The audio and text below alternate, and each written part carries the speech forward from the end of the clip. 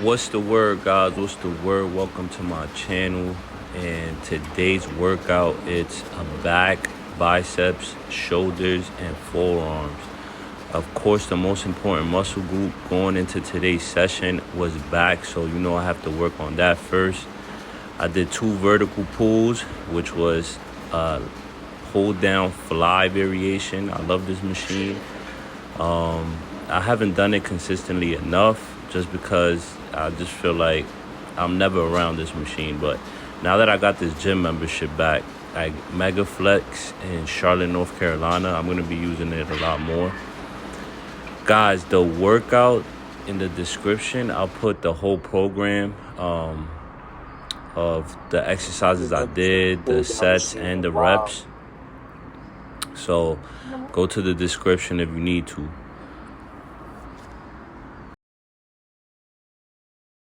They haven't told me what to make the YouTube channel better, right? Y'all just letting me figure it out. I don't like that. I believe I was supposed to meet my sister Bobby. Is.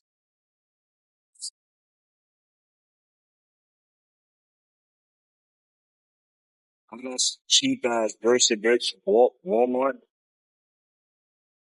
They cheap as fuck. I don't like them. I go any heavier, they got break.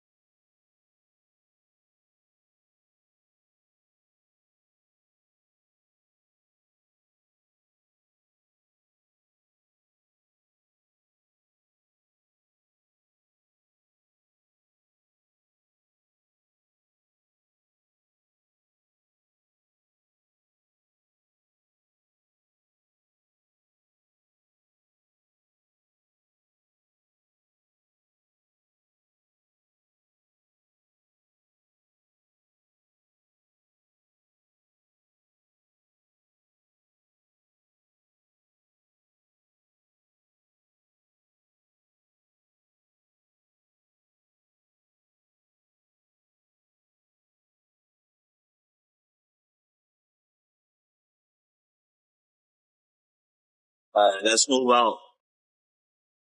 This machine is actually called a pull down fly. Not definitely really. For my second movement of the day, I did close grip lat pull downs using the V bar. Doesn't matter what bar you use or what attachment you use when you're doing lat pull downs. Just make sure you're feeling it in the target area you want to target. So it's your lats, your upper back, whatever it is, right? Use different variations to the lat pull down. I feel like all of them will work over time. Stick to one though. Stick to one for like 4 or 5 weeks and switch it up. Don't switch it up all the time. I'm staying in the 5 to 10 rep range, even with lat pull downs, and I'm doing some force reps, trying to train a failure, trying to teach my body to train a failure. I'm using the 5 to 10 rep range because sometimes, like when I use like 10 to 20, once I get to 12, I forget like how many reps I actually accomplish. And I like to keep track of my workouts and track of my rep progression. And sometimes when I go past 12 reps, it's hard to keep track of. So I'm staying between 5 to 12 reps, not going past that. So the weight, again, is a bit heavier, and this is actually teaching me how to train to failure a little bit more. I feel like everybody has to learn to train to failure and use the best form that they could use. But sometimes when the weight is heavy, you're just trying to get the rep no matter what it takes.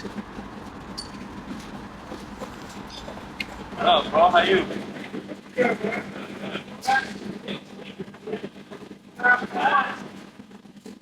My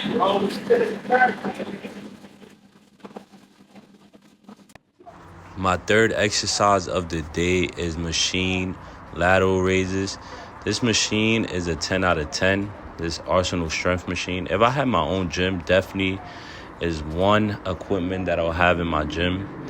Some people like to do it with a full range of motion, so touching their hands at the top. I have some shoulder discomfort, so I'm just going slightly out, right? And some force reps at the bottom when I get tired. I seen John Meadow do the force reps at the bottom, like where he just swings his hands when he's doing like a dumbbell lateral raise, like the rear lateral raise. And I'm just trying to copy that, but on the machine, right?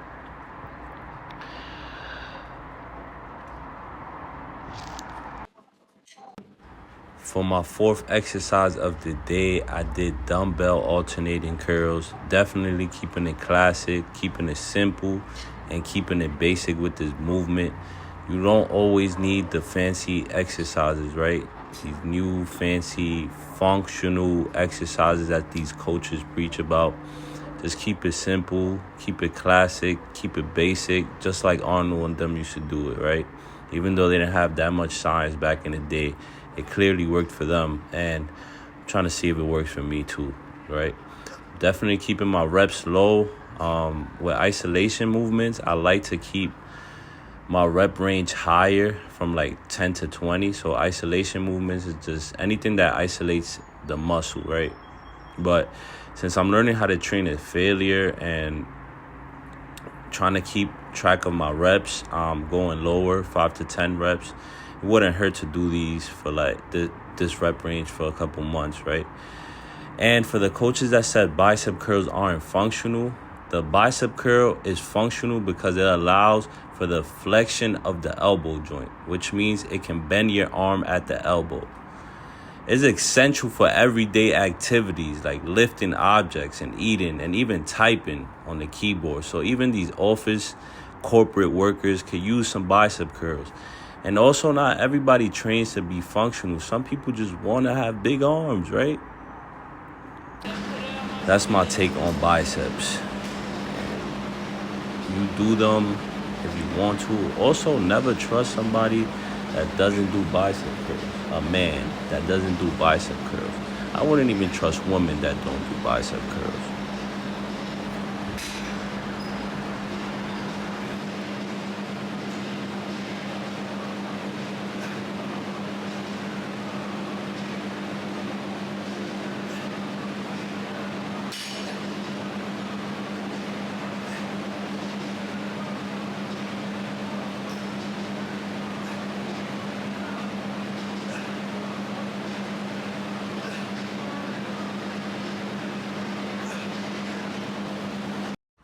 So the stupidest debate I hear online is what's better for your body, free weight exercises, machine exercises, or body weight exercises. And I feel like all three forms of exercises are beneficial. You just have to pick the one that works well for you and your program at the moment. So some people don't have the ability to have gym memberships, so body weight exercises like push-ups and pull-ups are beneficial. Some people will say that free weight exercises are better than machine exercises because machine exercise isolate a muscle and free weight exercises use multiple muscle groups, which is facts. But like, for example, on my back day, I'll use a body weight exercise like a pull-up, and then I'll use a free weight exercise like a dumbbell row, right? It requires more muscle groups. I'm getting functional strength and I'm also building muscle. But say I want to target a specific muscle group like my shoulders on my back day, I'll use a Smith machine upright row or a machine row on one of my back days, right? So I utilize all types of exercises, body weight exercises, machine exercises, free weight exercises. They're all beneficial. Don't just pick one. And yeah, guys, like, comment, subscribe, send this to a friend, comment below. Peace.